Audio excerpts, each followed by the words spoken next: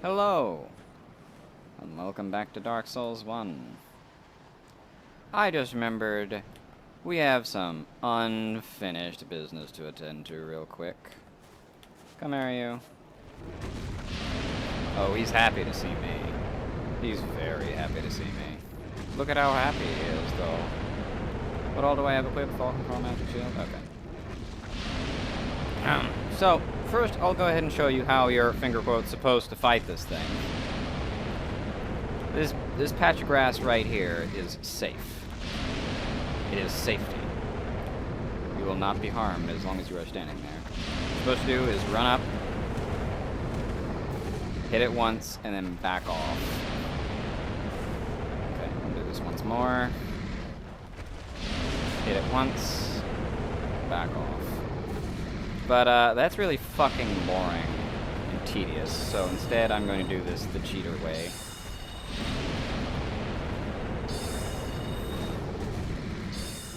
Of course, it's still pretty darn tedious and boring, if I'm being honest.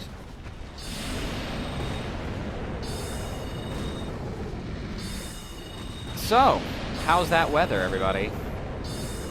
I know this thing is very loud. I'm trying to go ahead and get rid of it.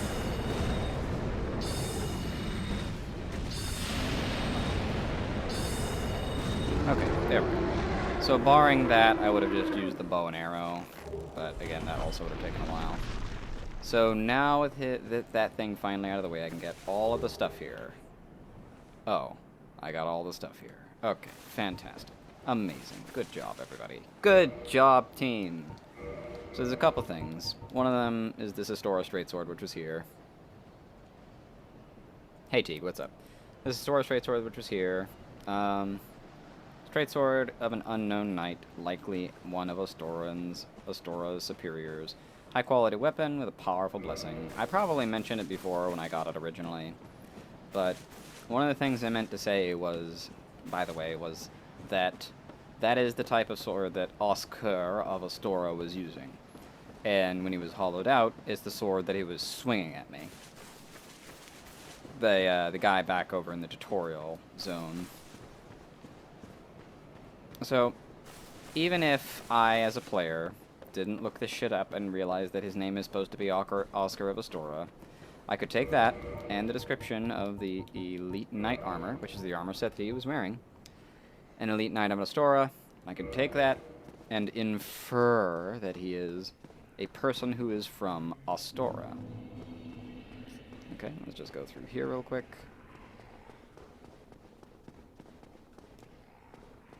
Now, who else do we know is from Astora? Well, there's Andre of Astora. That doesn't really help me out that much. But there's also Solaire of Astora. And what do they have in common? They have very, archetypical knight gear, and they fight with a sword and shield. Kind of similar to how I am. Hi, Chroma. Amazing. Oh, you know what? There's also the description of the crest shield which he was using. Shield, nameless knight, likely high-ranked of Astora. Same thing with the dragon crest shield. So that implies that dead one down there, that dead person down there was also a knight of Astora. But it's just all the more evidence that Oscar is a person of Astora. So like I said, both Oscar and Solaire are people from Astora, and they both use a sword and shield, and they have typical knightly gear. Kind of like this right here. This is kind of like their typical garb. Knight gear, sword and shield. But then, I've come across people from Karim, and they seem to fight using either thrusting swords or curved swords in the primary hand, and a parrying dagger in the offhand.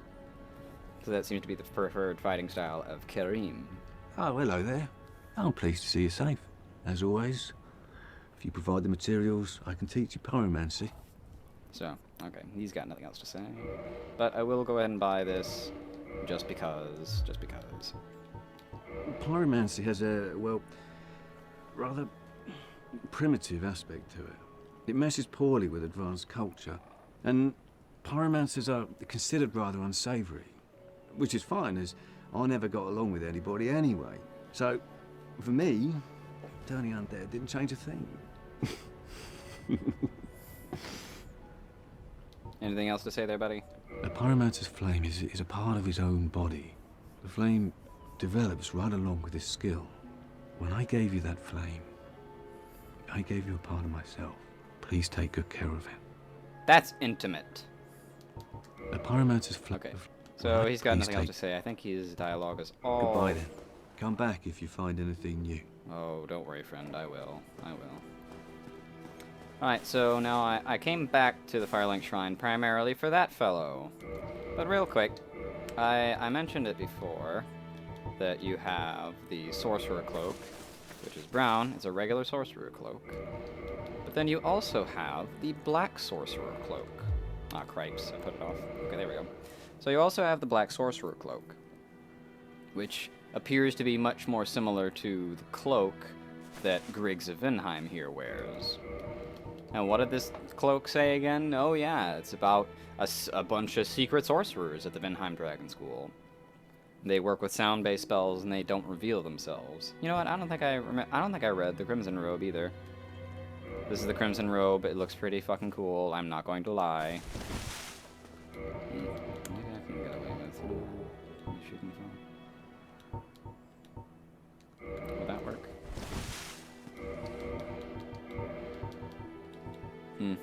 High CPU usage. What are you talking about? What's even being used? Hold the phone here.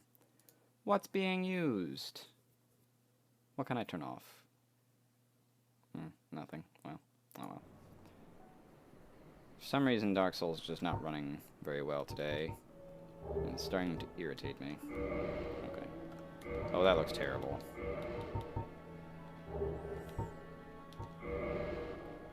Meh.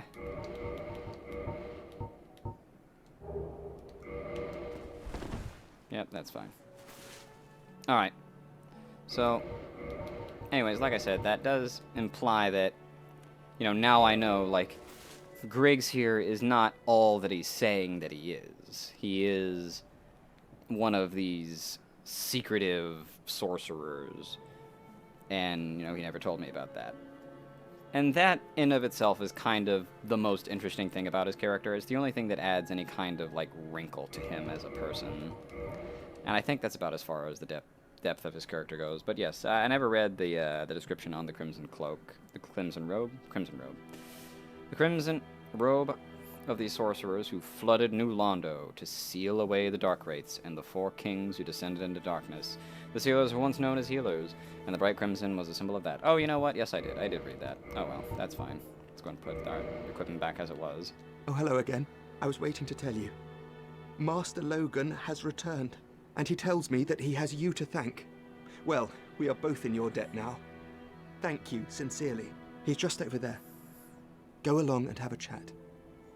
Okay, give me just 1 second. Don't worry about that. Don't worry about that.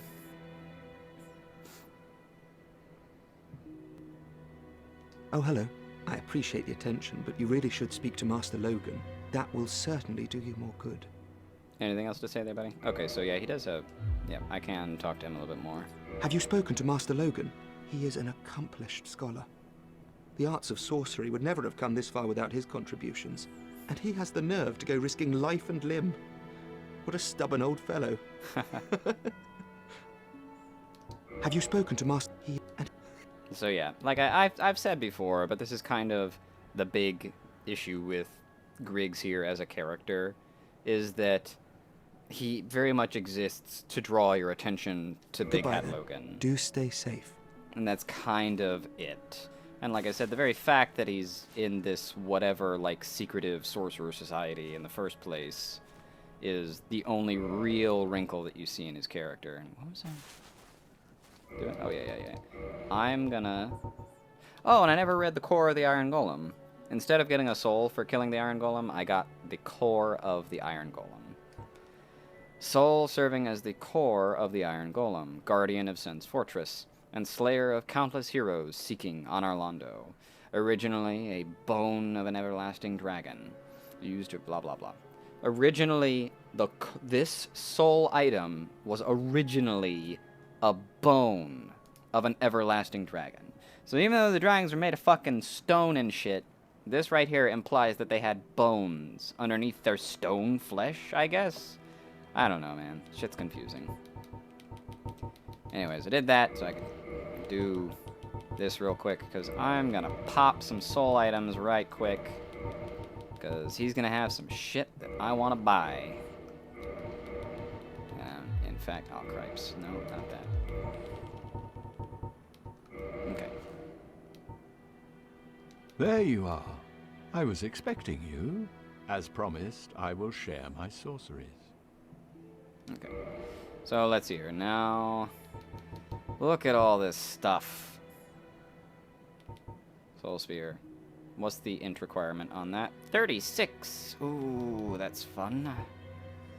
Alright. So let's see here. Great Soul Arrow. Maybe Soul Arrow, Great Pivot. And Soul Arrow. Everything he sells is so expensive. 18 int requirement on that. And let's see here. Buy that. Buy that. I will stay here for the time being. Speak to me again to further your knowledge. I need a bunch of damn souls is what I need. There we go. That's a good start. There we go. That's a good... Oh, yeah, we're getting there, boys. Hello there. You really are very diligent. I quite understand. Study is invigorating. Okay, so let's get some more stuff. I definitely want to go ahead and get Homing Soul Mass. And if I can help it, I want to go ahead and grab Soul Spear, because this is going to be one of the only opportunities I get in the game to get my hands on Soul Spear. And if I can do it right now and do it the second time, I'll have 2 copies of Soul Spear, and it's the only way to do that. Soul Arrow, I don't need a 3rd copy of Soul Arrow. I think I will go ahead and take an extra copy of Magic Weapon and Magic Shield, so I need 48,000 souls. I will stay here for the time being. Speak to me again to further your knowledge. Well, I'm about to further my knowledge, alright. Oh yeah, that was real nice how it didn't actually let me use the item. Because his dialogue was overlapping my item usage. Let's go ahead and equip some more soul items. Oh, it's getting desperate. I might not have enough. I might have to go farm. The thing is, if I get past a certain point, he's going to move on.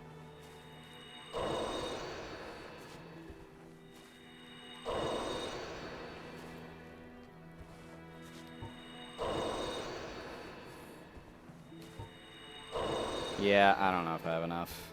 I'm not gonna have enough. Well, I might have to pop a boss item, a boss soul. For instance, I know for a fact I'm not gonna use the core of the Iron Golem. I get 2. Each boss soul gets you an option of 1 of 2 weapons. And let's see here, if I remember correctly, the Iron Golem you can either get an axe, just like the axe that he was using, or you can get, oh god, what is it? Something called the Dragon Bone Fist, which is pretty cool, but I can't use it anyways, so. Oh, you know what? Is that still not going to be enough? It's still not enough for Soul Spear. Well, that's a shame. Well, let's go ahead and put that back on. Trying to think about how to go about that. So literally, I just need like 100 more to get Soul Spear. Like, really all I need is the Soul Spear. I don't need an extra copy of Soul... Ah, how dare you. Are you fucking kidding me with this shit? Oh my god, really?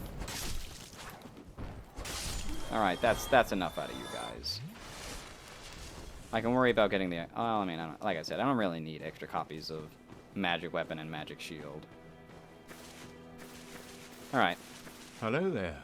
Very well indeed. I'm pleased to share my sorceries. Awesome. Okay. Now, let's get Soul Spear. Awesome. Thank you. All the rest of this I can do without. I will stay here for the time being. Speak to me again to further your knowledge.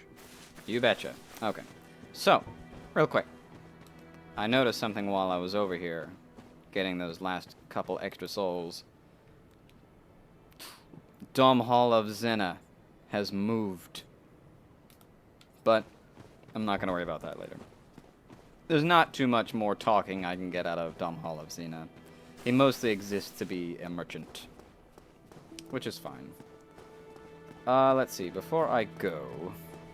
King Seeker Frampt, do you have anything else to say about me besting Sen's Fortress? I am pleased to see you well. Is it something urgent? Those who seek the realm of lords must brave Sen's fortress. Many have gone. Fate. Okay. No. Farewell, chosen undead. I remain here and await thee. So, yeah. Nothing new to say on him. And Petrus as well probably has nothing new to say. But so we're not going to worry about that. So, I've gone ahead and prepared for this. Alright. So I don't have to go all the way back through Sen's Fortress to get into Anor Londo. I can just go ahead and be in Anor Londo. Okay. So, real quick, before we go talk to this new fellow in the brass armor, just swing by over here real quick. In case you're wondering where this is in relation to where I came from Sen's Fortress. Come on over this way, ignore that big guy. And this staircase quite literally takes me back up to where the imps dropped me off. And there they are. There's one of them now. Cheeky fucker. Let's see, so did I go ahead and get the rings that I need? Yep, I went ahead and got the rings that I need. Okay, yep, I'm good. I'm good. It's all good. We're good here. Got the flamestone plate ring. This one. Okay, okay. We're good. We're good. Don't worry, we're good. Now, these guys. These guys are something. Ah, shit. They have a big dead zone on their left side there where their shield is, obviously. They're big fans of slashing damage, as you can tell.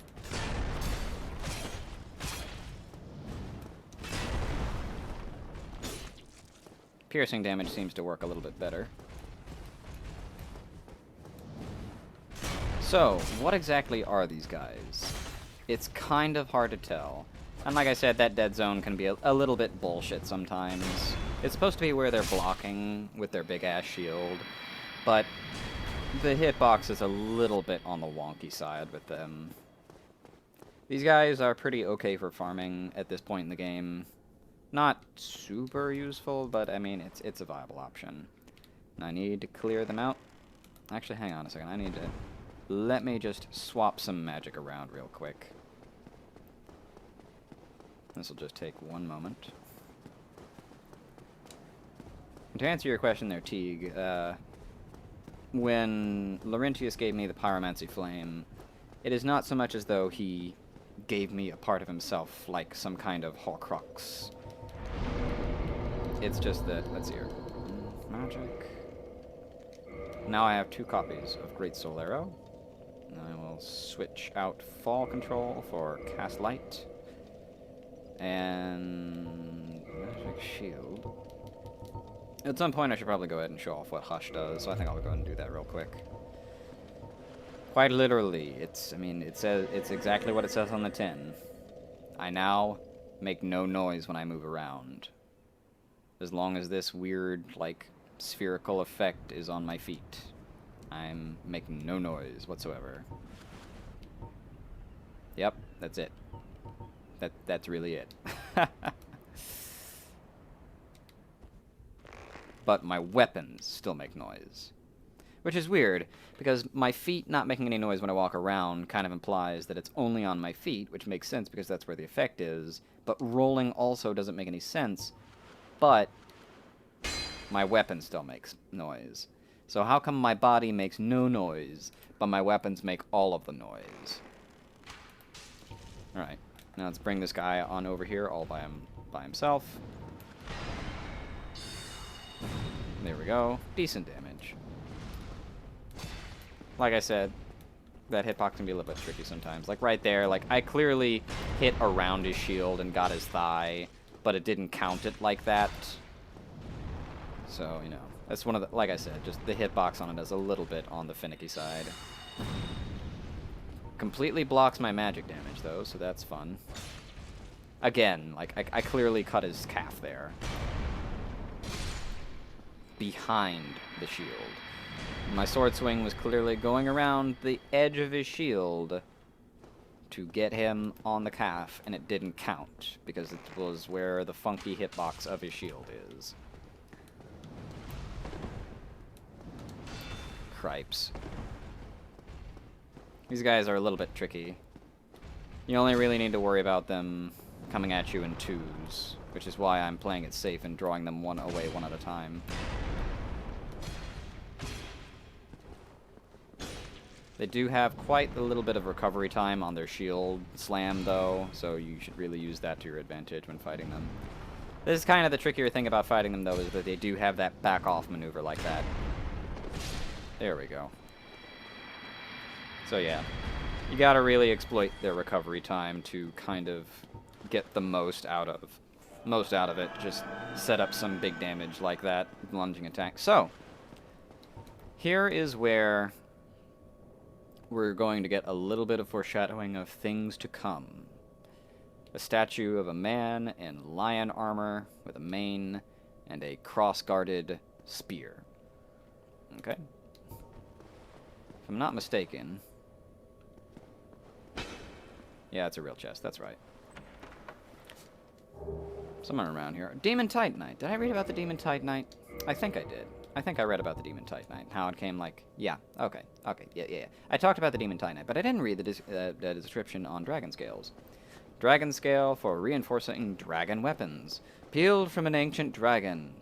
A dragon is inseparable from its scales, and the transcendent apostles who seek the perpetuity of the ancient dragons have crossed the very end of the earth to seek this invaluable treasure.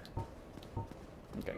So basically, if I had any weapons that were either made of or imbued with some kind of dragon bits, that would be the item that I use to reinforce it as opposed to regular old Titanite. That's right. Come over here all by yourself. Thank you.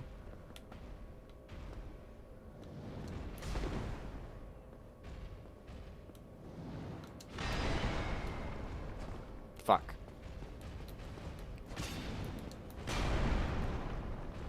Oh man, come on. They do have some invincibility frames when they're got the back off animation going like that. What? How did that not hit him?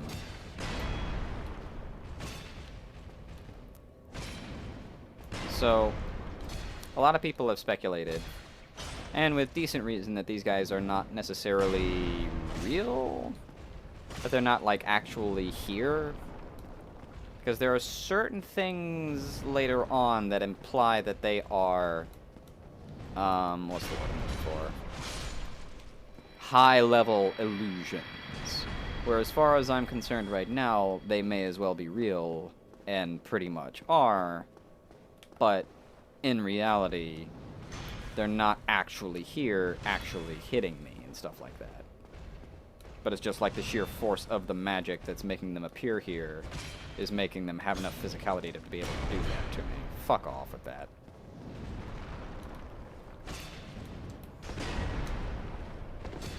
There we go. Fuck.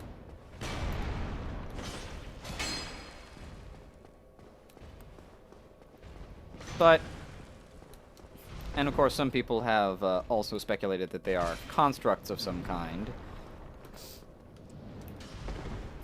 But the thing is, like, they can't be constructs, because when I hit them, they bleed. Like, there's been all these times when I've hit them where you can clearly see... That's a mimic. That's clearly a mimic. Let's not mince words here, right? Yeah, that's a mimic. That was the one.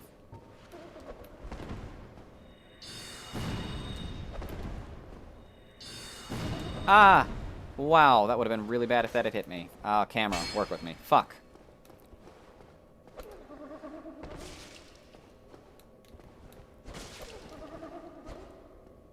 Aw, man, come on.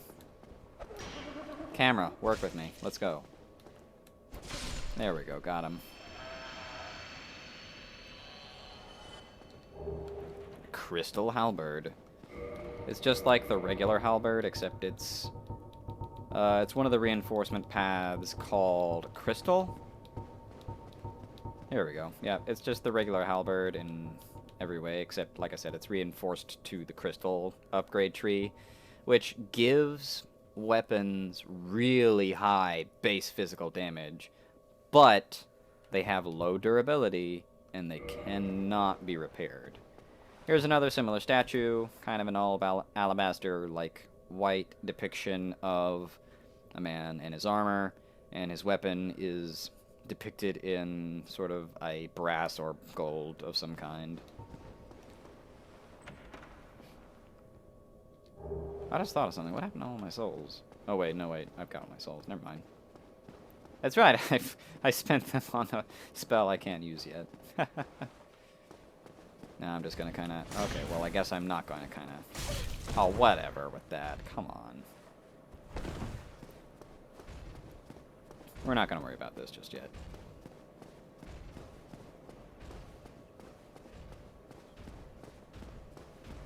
Don't worry about that. Really? Really, buddy? Really? You're that adamant about this? Yeah, whatever. I'm only coming up here to show you this because it's not like a regular fog wall of light that is white and I can easily pass through by pressing a button. It's a brilliant light, sealed by the Great Lord's power. It's sealed off. I can't get through that shit. There's a thing I've got to do before I can go through there. And there's... oh gosh, how many of those in the game? Well, let's just say there's several of those in the game. I think there's 3, if I'm not mistaken. 3 or 4. I'm pretty sure it's 3, though. Excuse me, friend. Excuse me. Don't mind me. Don't mind me. I love that. I love the idea of that. Just imagine scooching on through there. Well, and I meant to talk about it before, and this is kind of one of those things, like, Dark Souls is a little bit weird because there's a lot of different human variations. Like, I talked pretty at length in the previous episode about how the Knights of Berenice, or Berenaik, or Berenaik, however the fuck you're supposed to pronounce it. I talked about how those knights are clearly, like, human because they've gone undead, but, you know, at the same time, you know, are way bigger and bulkier than I, an average human person, am, as you can see. And this is something that a lot of people get wrong eventually. Are you really? Are you? No? No, you're not? You're not? Okay, that's cool. That's cool, bro. That's fine. That's your prerogative. Also, I just realized I need to find a cliff I can throw myself off of real quick. But yeah, this is something that a lot of people tend to get wrong. A lot of people tend to just kind of buy into this idea that as you just gain a bunch of souls, you become physically larger. And that is strictly speaking not true. And it's strictly speaking not true for a couple of reasons that I'll be able to fully explain later on. Okay, so now with that out of the way, let's meet our friend, shall we? No. Okay, let's see here. Okay, no. Oh, there we go. I did that, so, you know, good old trusty kick the NPC to show off their gear. So, a couple of things to note. In the offhand, we have a parrying dagger, and in the right hand, we have a thrusting sword. That combination sound a little familiar? Well, it should. And if it doesn't, I'll remind you. Oswald of Karim had a weapon combination just like that. And Lautrec of Karim had a very similar weapon combination like that, where he has a curved sword and a parrying dagger. So, with that information, I am able to gesticulate, postulate, even propose even, that this person probably comes from Karim. Well, You are a rare visitor. Welcome to the lost city of Anor Londo, chosen undead. If you seek Lord Gwyn's old keep, exit here and head straight yonder. If you are the chosen one, a revelation shall visit thee. What follows thereafter depends upon you. So, she is a firekeeper, because like all firekeepers, she can reinforce my Estus flask. Unfortunately, I have no firekeeper souls to give her. So, this is the Brass Knight, aka the Dark Moon Knightess. And I don't know what her real name is supposed to be. I'm sure there's probably some obscure item that mentions it, but I don't know what it is. But she is very much kind of Dark Souls 1's own Brain of Tarth, almost. What is it? What am I? Well, I am the keeper of the bonfire. If not for me, what beacon would there be in this lost city? A gatekeeper and a guide. That is my calling. Anything else to say there? The bonfires attended by the keepers are special. They are linked to one another, and their flames never die. Yet never shall the keepers of these flames meet. Interesting. If you require rest, now is the time. That is, after all, what the bonfire is for. If you require rest, that is... Okay, yep, so. She's all done for now. There's not a whole lot more I'm going to get out of her. But she does have some fairly interesting information in her. Namely that all the flames created by... The flames tended to by the firekeepers are linked. But obviously they can't meet because they are more or less... in order to keep those fires up, as we have seen, firekeepers have to stay there by the fire. Hence the phrase firekeeper. But we have noticed one thing. She's wrong. The fires will never go out at all. Because we've seen a fire that's gone out. In the form of one of the firekeeper that we've seen dying. So it is entirely possible to put out a fire that is being kept by firekeepers. So, this is another interesting thing right here. We now have a mini-boss variant of a boss we've already fought before. It's a belg-free gargoyle. Ah, cripes. Cripes. I'm trying to get that tail.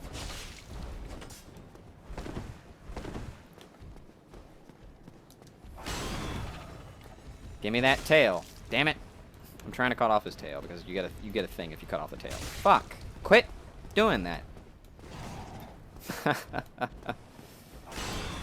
Oh dear.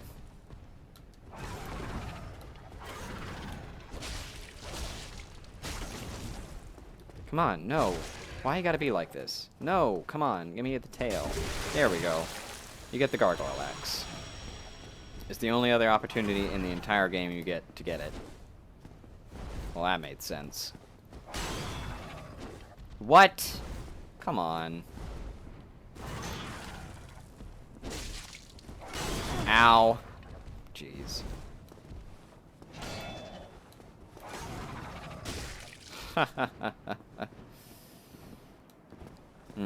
If I can get him to do it, there's one difference between this one and the other gargoyles that we've seen, besides the retexturing of his brass armaments being nice and new. There it is. Instead of having fire breath, he has lightning breath. But yes, he also has nice new brass armaments, whereas the one below by the Undead Parish had old brass armaments that had become patinaed and oxidized over time. And I got the gargoyle helm, so that's cool.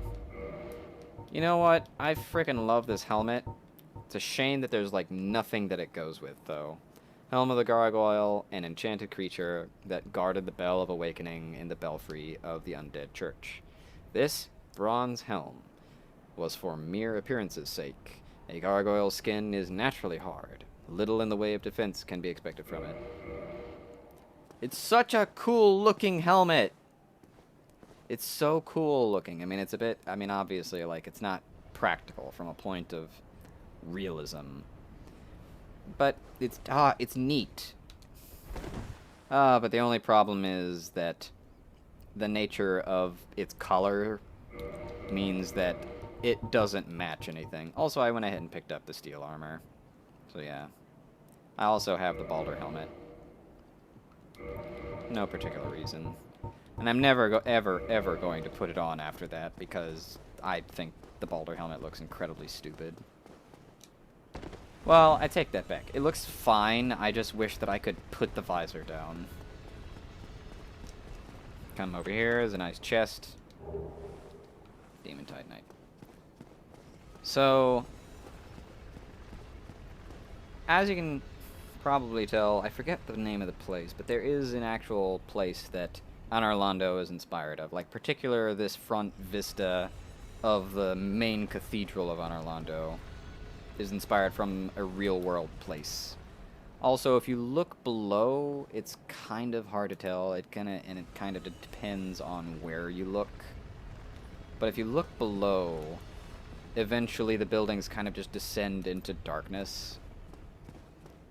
And depending on who you ask, there are people who gesticulate that that means that the abyss has come upon the city and thus the people who lived here have fled the city. But remember, Anor Londo is the city of the gods. Fuck. Oh, phew, thank God. I thought for sure I was going to slip over that banister. Oh, the difference between regular Titanite and Demon Titanite? Let me see if I can... Regular Titanite. Like, all Titanite is said to have come from these magical slabs that some kind of smith god has created, like, ages ago. Demon Titanite, though, is special because, like... Several slabs, great piece of... Oh, yeah. So, yeah, like, parts of the great Titanite slabs created by some nameless blacksmith deity, as is proposed here, came to life and started moving around. And those are the Titanite demons. Hello! How unfortunate for you. New enemy type, you guys. Are you ready? Are you ready? Whoosh. They're sneaky little ninjas with their double curved swords. These enemies have the fast roll, by the way. That should really worry you. But they also have... Oh, how dare you. Estus Flasks. That means they're undead. These guys are undead. There's an item on that chandelier, and I want it. I forget what it is, but I feel like I am going to use it as a mage. I think it's a magic spell of some kind. Okay. Now, this is one of the most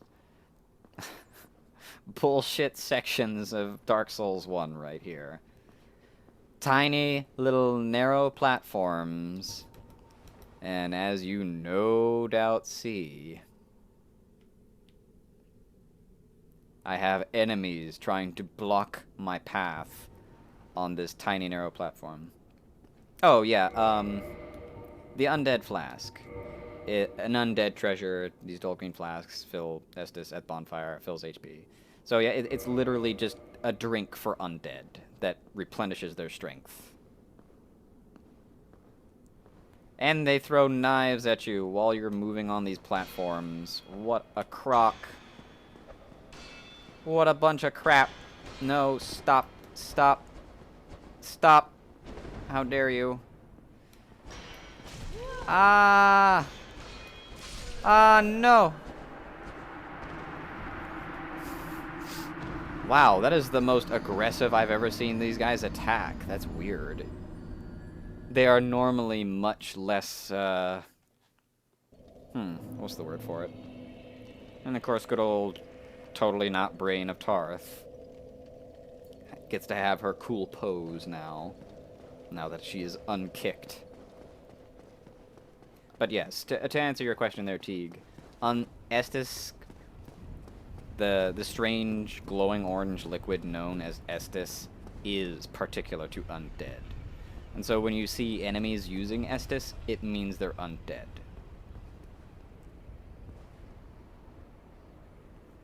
So that's how I know that those guys are undead. Because they must be, because they have Estus flasks. In fact, it's one of the very first things that Oscar says to you. He's like, here, take this, and he gives you the flask. And he's like, Estus. An Estus flask, an undead favorite. Luckily, I don't have to fight the gargoyle again.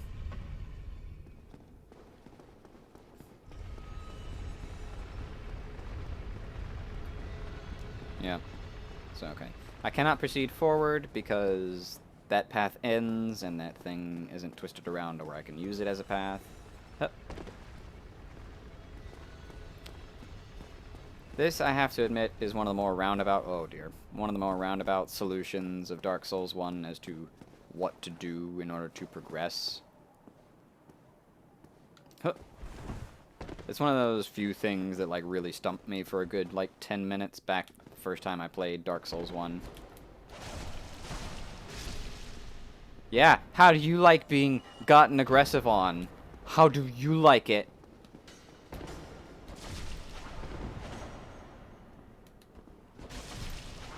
Oh, come on. Really? No, stop. That's enough. Really? You're still up? No, you're not. Stop moving, please. Thank you. These guys aren't good for farming at all.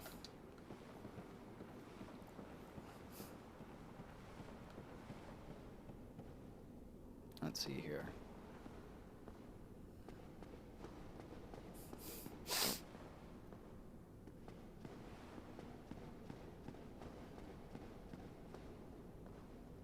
No, please. Ah.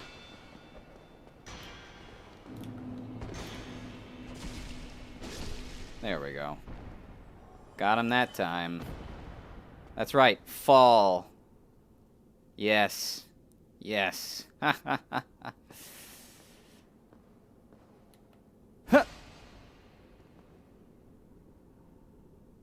Oh, that was a rather disappointing lack of crashing sound at the bottom of this chasm. Look at how unnecessarily large this cathedral is. It's so big and opulent. I hate it. Uh-oh. There's a statue coming up, you guys. There's a statue coming up over there on in front of me, but first I gotta deal with this nonsense. Come on, you. That's enough. That's enough. There we go. Oh, it attracted him, though. Huh. No, don't do this. There we go. Oh, okay. Now, I already know who this is a statue of. And by the way, this is something that I've talked about before, but Dark Souls is very clever in its framing. So, like, as you can see here, I'm keeping my camera tilted down so I can look at the path very carefully, and in doing so, I have a perfect view on my left here, while I'm walking up, of this here statue on my left. First of all, I'm gonna go ahead and tell you what's in that chest over there, because I'm not gonna go fucking get that shit. Fuck that nonsense. I mean, is it possible? Is it possible to do that? I mean, yeah. I could try to get it. I really don't want to, though. I really don't want to, though.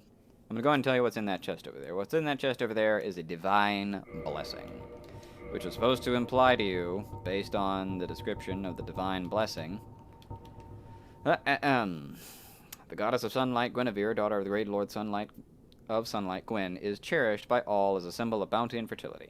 It's supposed to imply to you that this statue is probably Guinevere. And, when it says that, normally when somebody says that some so-and-so's a god of fertility, it means one of two things. Either one, the god gives them, like, good harvests, and they thank them for that. Or, number two, they're a little bit on the maternal side, let's say. Okay. Whoa. Okay. Trying not to be immature about this, but I mean, just look at that. Hang on. Trying not to be immature about it, but I mean, just, good God, man. Look at that nonsense. It's pretty ridiculous. So, that leads me into a nice little fun story about Guinevere and her, booksome design.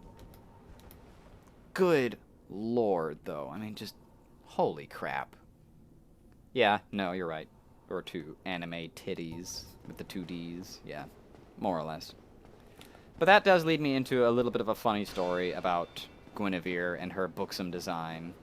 Which is not to say that I have anything against characters having booksome designs. These guys drop throwing daggers, by the way. But I'm not going to worry about that right now. So, the funny story goes like this. One of the guys over at From Software came up to Miyazaki and he's like, Miyazaki-san, I've done it. I've come up with an excellent design for that goddess Guinevere. And he put the concept art down in front of him. Here's a nice little cutscene showing what's happening. This whole mechanism just lowers and fits into place. Can you imagine how inconvenient that is to travel to places? By the way, there's another gargoyle. So, it puts down the concept art for Guinevere before Miyazaki, and he's like, what do you think, Miyazaki-san? And Miyazaki, the main guy behind, that was directing Dark Souls 1. Ha! Thought you were gonna whip me with your tail. So his original thought was like, this is terrible, this is ridiculous. I can't have this giant titty monster in my game. But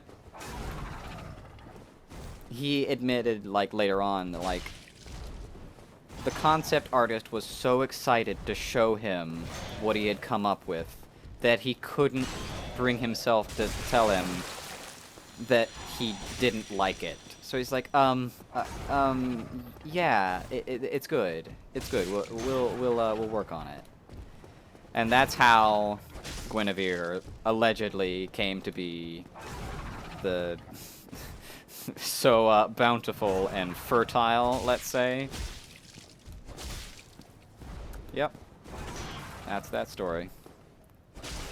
Again, I don't know if that's entirely true. Could be a bunch of nonsense. But I like the idea of it. It's a funny little story to believe. So let's see here. I got a couple things.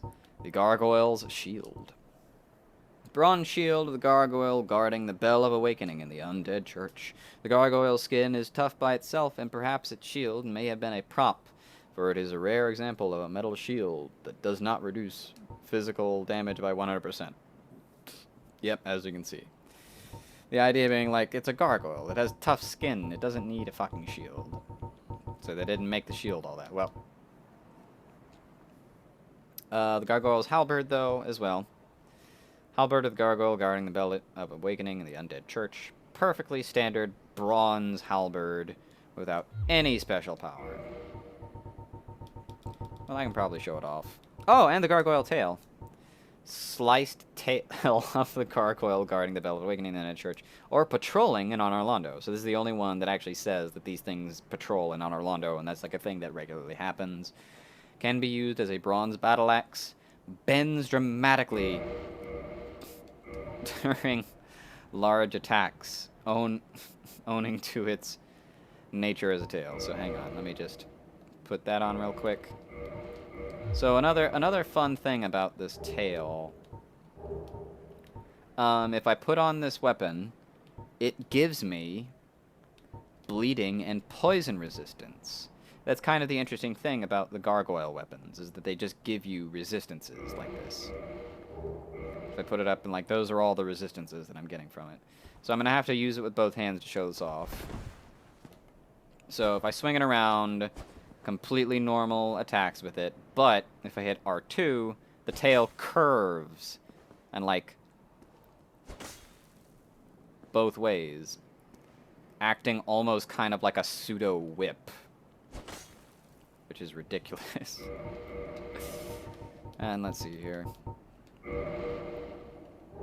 The halberd also gives me resistances, and it's slightly better than that. Oh, and I can't even use it with both hands. Ugh. Ugh.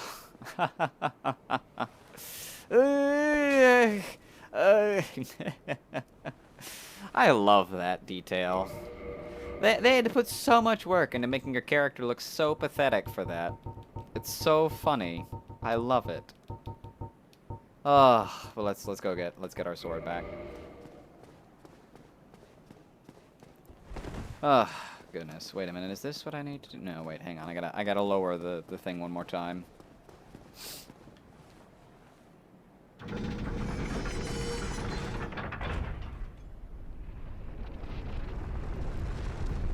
Alright. I probably didn't need to do that.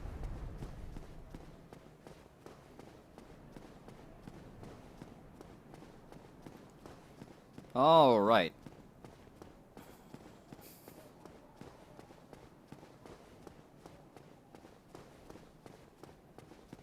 Now, once again, here we have another alabaster white statue with golden trim. Golden or bronze or brass, it's a little bit hard to tell. Now, if this guy doesn't look a little bit familiar, he kind of should. It's because it's Gwyn. And Gwyn was the guy in the opening sequence who was chucking lightning bolts at the dragons.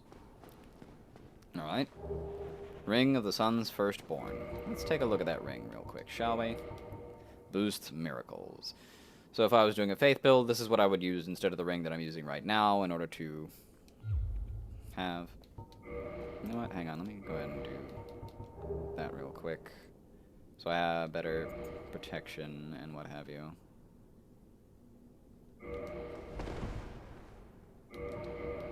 Let's go ahead and change our armor up a little bit. Can I wear this? This might be over half my limit. Yep, that's a little over my limit. So I'm gonna have to change around a little bit. How about this? Yeah, okay. Yeah, okay, this is good. This is good. So, let's see here. Lord Gwyn's firstborn, who inherited the sunlight, once wore this ancient ring, boosts the strength of miracles. Lord Gwyn's firstborn was a god of war, but his foolishness led to a loss of the annals, and rescinding of his deific status. Today, even his name is not known. So, quite literally, he's all like, "You done fucked up, son. You're no longer allowed to be a deity." Oh, and by the way, the whole thing about inheriting sunlight is part of what got a lot of people to theorize that Solaire was actually the long-lost god of war, Gwyn's firstborn. Dark Souls 3 kind of put an end to that theory, though, which is kind of a shame. Because it's an interesting theory. I mean, there's evidence for it, there's evidence against it. But there's a couple elements that I kind of wanted to talk about when it comes to Gwyn here and his design.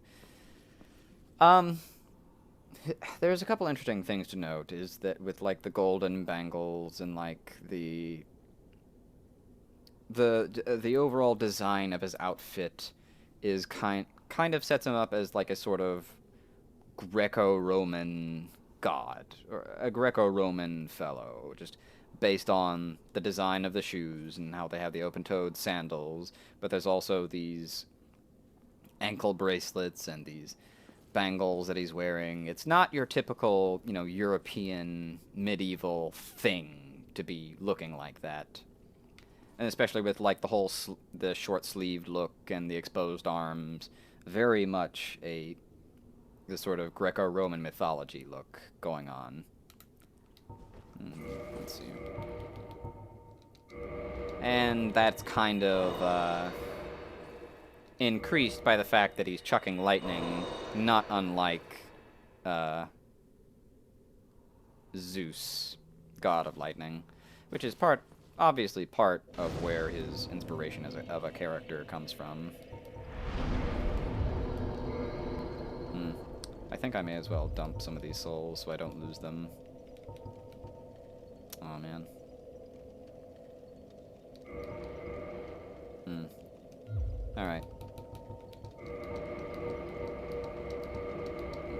stuff repaired real quick. Okay. Now, before I actually go into Anor Londo proper, there is one other thing I want to go do. And hopefully it doesn't involve me getting killed along the way. You know what? I've got some exposed elbows going on with this armor. I wonder if I can change that with something else. Probably not. What about the crimson gloves? No. God, no. What about the Baldur gauntlets? It's alright. Well, whatever. We'll go for now. Alright, this is fine. This is a fine look. Kind of, those exposed elbows are bothering me. I'm sorry. Just, ugh. Whatever, it's fine. It's fine. I refuse to let it bother me anymore, starting now. It's not working. No, it is going to continue to bother me. Hopefully I don't get invaded while doing this, but I just went human so I can go ahead and have my 10 Estus flasks. This is going to take me a solid minute though, so buckle in. That wasn't so bad.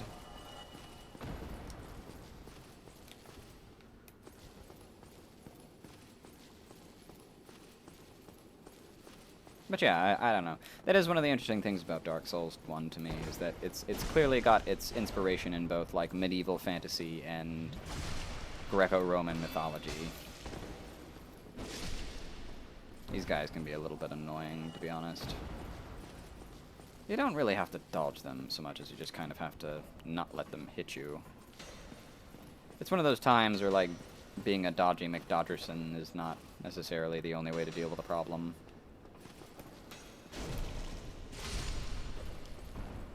Ow. Friggin' A. Right in the tit. Oh, I'm being very mature tonight. Oh, they're so pretty in their dance. I think these guys drop their weapons. I don't know. I'm gonna go ahead and top off the old health there. Oh, hello? I'd have to look it up. I sincerely don't remember if they just, like, dropped their weapon, or if I have to, like, get it somewhere. Ha! Nice dodge, idiot. Ah! Well. Oh, no! That was some shit right there.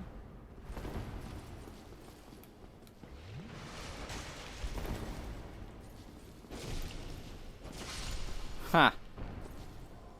You had every opportunity to best me, and you failed. I guess that's what I get for talking shit, though. Oh, dear. Ow. Ow. Ah. Ah. How did it not hit you? Oh, well, it's fine. Yeah, your stupid slow walk trying to be all cool. Ooh, what the fuck is going on there? Dark Souls, are you okay? Are you okay, though, Dark Souls? They have shields! They actually have shields. What the fuck is... What is up with this? Why is Dark Souls running so shittily for me tonight? It shouldn't be using up all my CPU. Oh, fuck off, you. Come here. It's really pissing me off. How dare you drink in front of me? It really shouldn't be running like this. It's really fucking irritating. It's... Oh god, it's... When did this game come out? Great Magic Sorcery. Yep, Great Magic Weapon. That's what I wanted.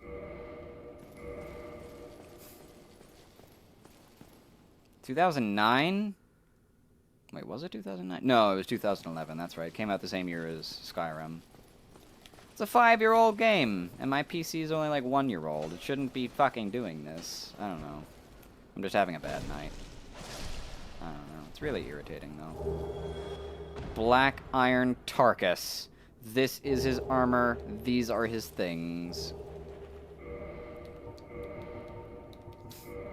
So, with this, let's see here. Great Shield of the Mighty Tarkus. Built of special black iron and even heavier than the Knight Berenice's Tower Shield. especially resilient to fire attacks and effective for shield bashing. And I also got his greatsword. Yeah, this is where I get the greatsword. That's right, I forgot. And I probably skipped over it. I said, yep, here we go, the greatsword. One of the gigantic straight swords. Hang on, where's my sword? Let me just... One of the gigantic straight swords. Very few have what it takes to wield this incredibly heavy, damage-dealing monster. A favorite of the Knights Berenique, known for their heavy armor and black iron Tarkus. So let's go ahead and take a good old goosey gander at this here weapon. Huh? What? Uh-oh. Nope. We're gonna have to get on out of here real quick. Don't worry about that. I'm not gonna use this greatsword, but it's just gonna have to be the sword that shows up in my cutscene. So all those guys were guarding this big ass painting. Hey guys, do you like Mario 64? Because I know I sure do.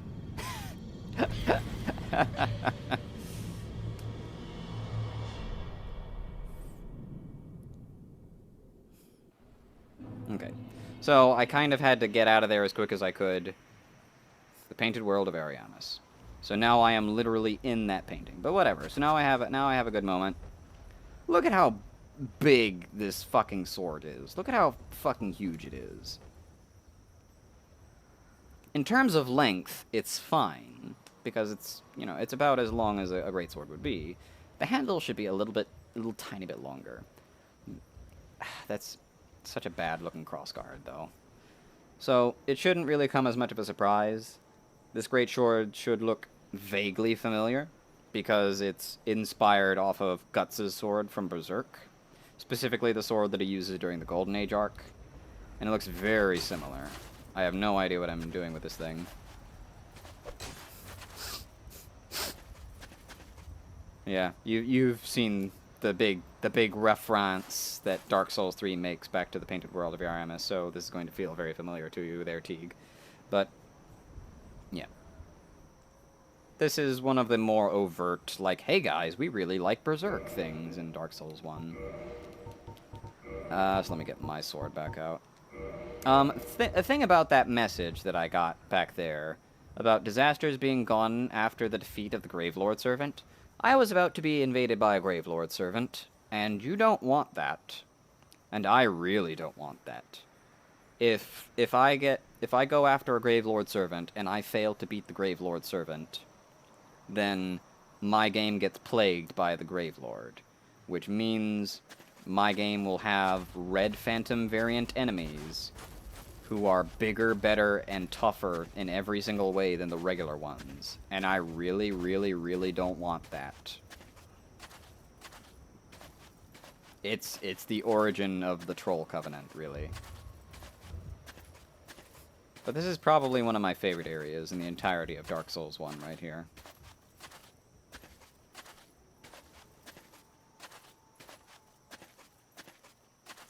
I'm just going to enjoy this nice, slow walk on up to the bonfire.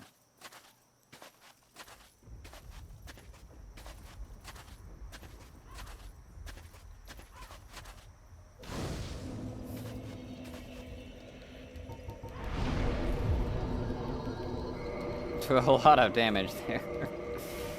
I have no idea what was going on with me. I don't know what it was, but those guys were... those painting guardians were giving me a lot of trouble. Alright, so let's see here. I think what I'll do here... Oh my god, there's actually a summonable guy here. And he's a Sunlight Warrior, no less. And he's wearing the Black Iron armor. So speaking of the Black Iron stuff, let's take a gander here. The Black Iron armor. Armor of Black Iron Tarkus, a knight known for his great strength. Built of a special black iron, providing strong defense notably against fire, but so terribly heavy to be unwieldy to all but Tarkus himself.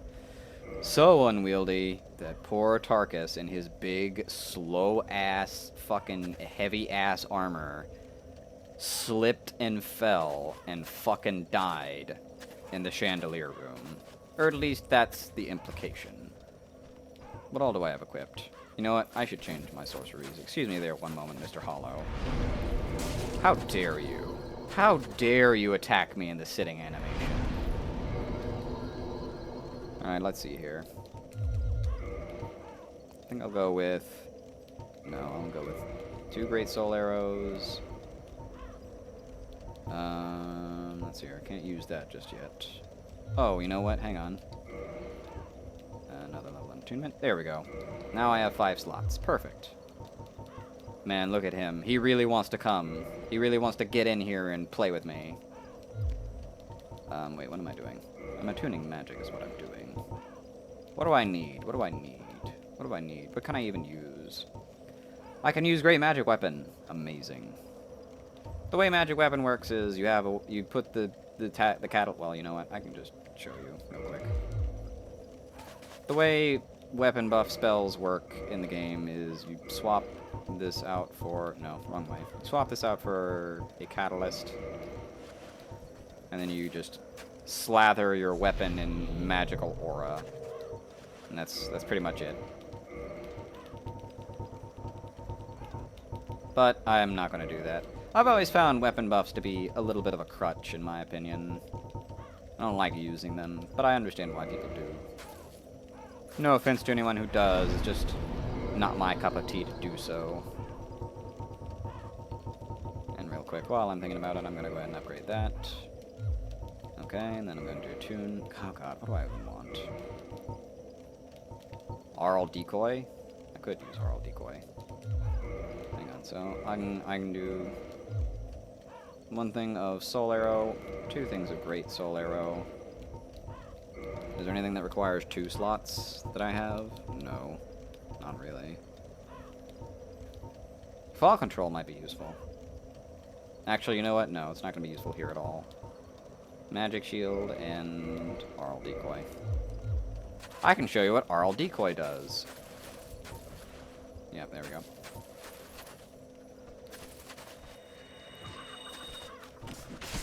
Cripes.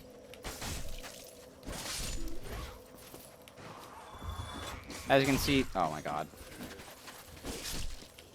As you can see up above there, this guy was good and distracted by that Aural Decoy temporarily. It's literally just a way to temporarily get hollows to ignore you for a moment. And that'll break the rope, and I can go ahead and get this right away. Now, I think what I'm going to do is I'm just going to get this shortcut into here opened up, and then next time on Dark Souls 1, the LP... Good God with this.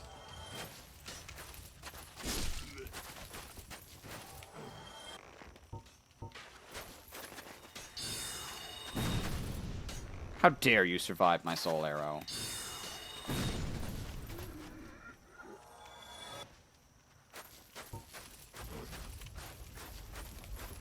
Now these guys are a little bit tricky. You kind of want to stay away from them. Because A, they do that, and B, letter number B, when they die, they explode in toxic goop. Ow. Uh-oh. Oh, dear. So I'm going to ignore that zone up there for the time being. I'll take that, thank you. Like I said, right now my primary goal is to just get that shortcut open. And hopefully to do so before I get invaded.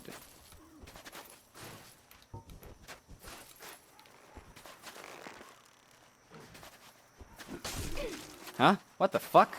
Oh, god damn it. God fucking damn it. Where the shit did you even come from?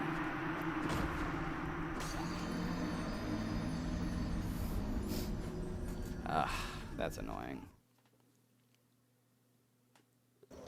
Okay.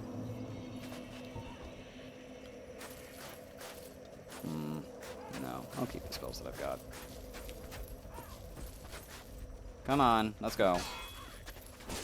Now I'm in a shitty mood and I'm ready to get out of here. Oh, for fuck's sake.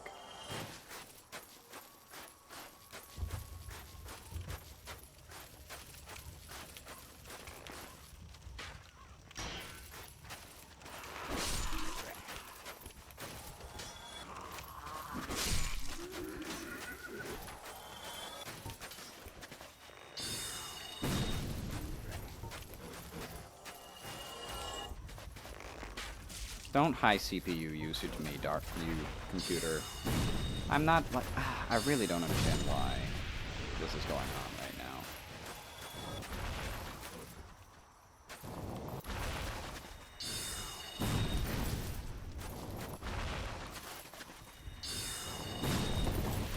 There we go. Okay. Let's try this again, shall we? You die. Okay, where? Literally, where did this other thing come from?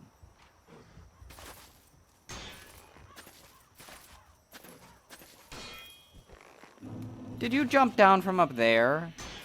Really? Is that what happened?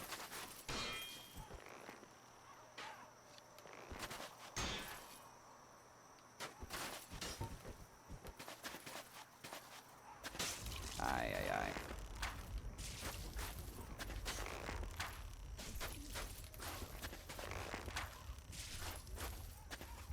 There we go. Is that what you did? You cheap little bastard. How did you even know to do that? Ha! Suck on that. Puh! Sticking right on out of his head. Alright.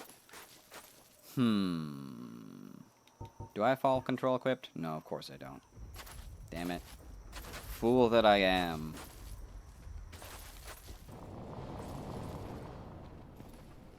That shadow. Alright. I'm just going to ignore some of these guys here. If you'll please excuse me there, friend. No, you're not. And there's another one. Oh, good. Oh, good. This is exactly what I wanted to go down.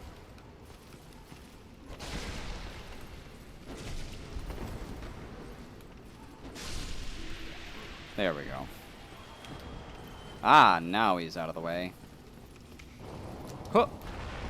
Nice. Perfect. Good job.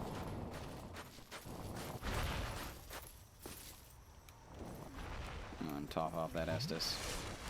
I mean the health bar using Estus.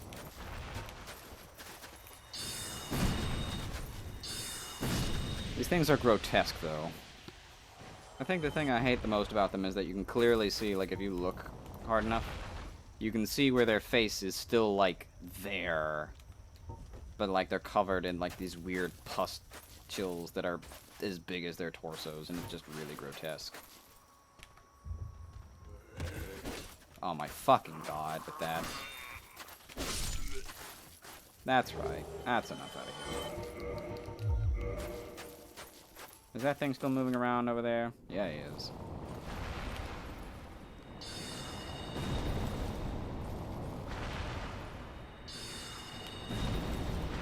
Ha! Take that, bastard.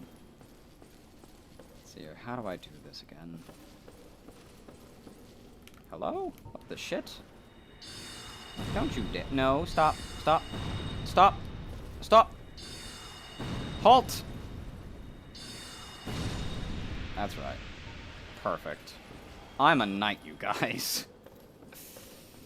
Huh. There we go. That's how you do that. Soul of a brave warrior.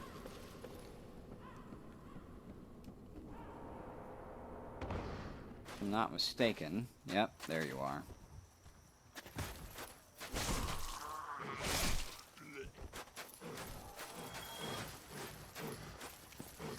And down here, these noises should sound familiar because they're rats. They're rats, except they're apparently snow rats, I guess. I don't know. Giant, dirty rats.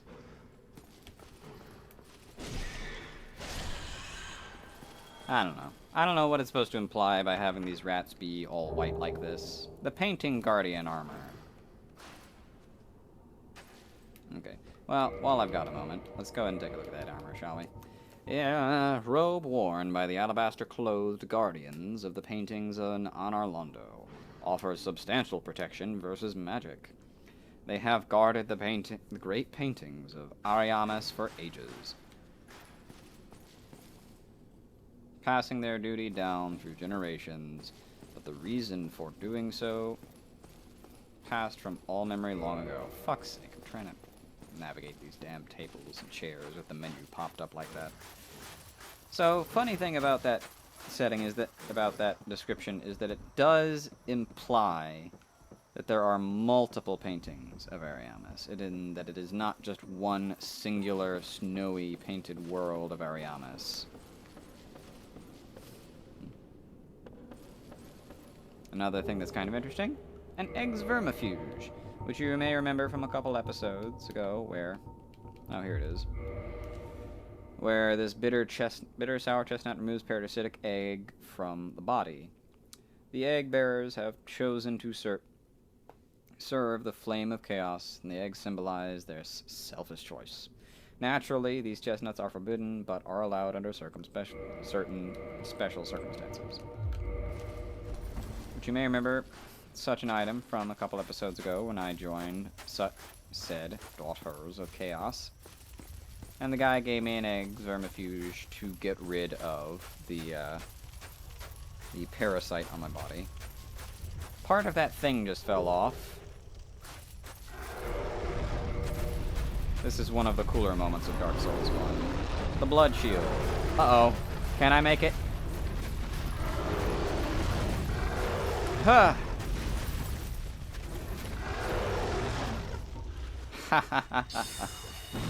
Oh, it's just like it's an actual video game, you guys. Poison. Ah! It's all poisony and stuff. Ah!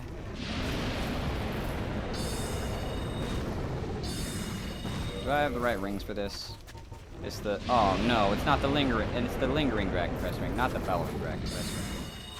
There we go, that's a little more like it. Fool that I am. I forgot to change my rings around.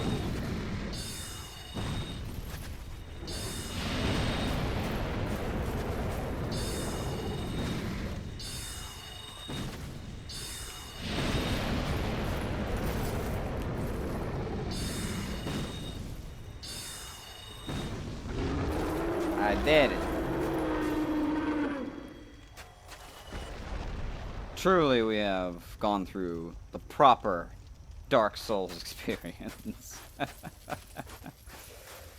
There is a way to fight that thing legitimately. I just wasn't in the mood for it. Real quick though. Really quick. He left his lower half behind.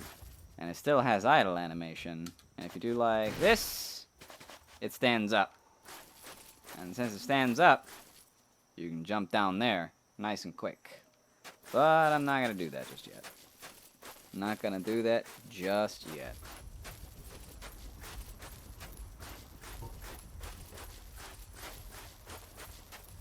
Okay. I was almost done for tonight. Almost done for tonight. There's just one more thing I want to do before I send off. Because I'm not going to go through this entire thing tonight, and that'll take too much time. Okay, I'll just drop on down into here. The base of the tower. All I gotta do is come through here. Now, if we take a look-see here, these things do have idle animation, so I know already that they're alive. Because the little tail bits on the bottom, the goop, is gooping around like that. I'm no fool. I can see your goop. They're sitting perfectly still like they're supposed to be, like, part of the statue or something like that.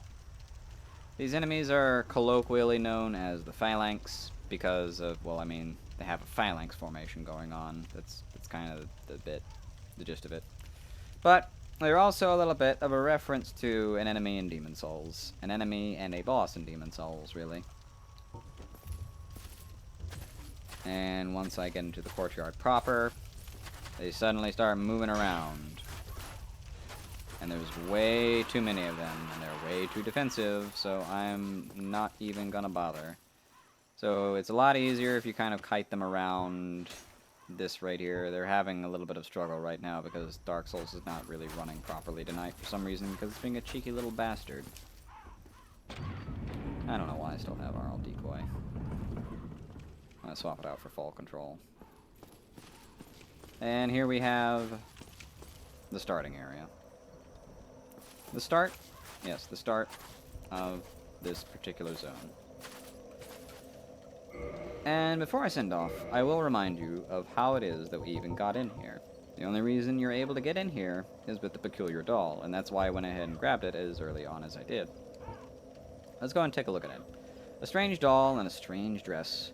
There was once an abomination who had no place in this world. She clutched this doll tightly, and eventually was drawn into a cold and lonely painted world. Hence, where we are. The painted world of Ariamis. So I'll leave you on that note for now, and we will come back to this another time. So thank you for watching, and good night.